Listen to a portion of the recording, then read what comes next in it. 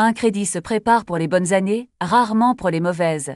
Pourtant, 3 situations font basculer des dossiers pourtant solides à la signature. Aucune n'est exotique. Elles arrivent, régulièrement, à des emprunteurs prudents. Les nommer permet de les couvrir. Le premier risque est la perte de revenus, licenciement, maladie, accident, séparation. Le deuxième est la hausse des mensualités quand le crédit a été souscrit à taux variable sans plafond.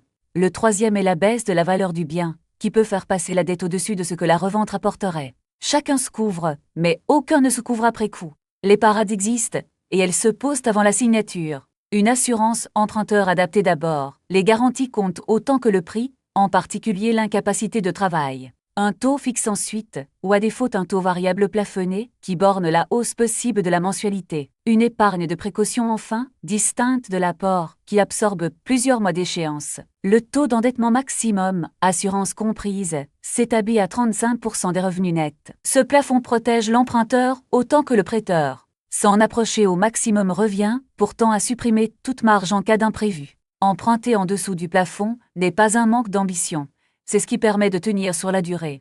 Une seule règle résume tout cela. Un dossier ne se calibre pas sur la meilleure année, mais sur la capacité à tenir une mauvaise année. Vendre dans l'urgence est la situation la plus coûteuse qui soit, et c'est presque toujours le résultat d'une marge trop faible. Un crédit vous engage et doit être remboursé.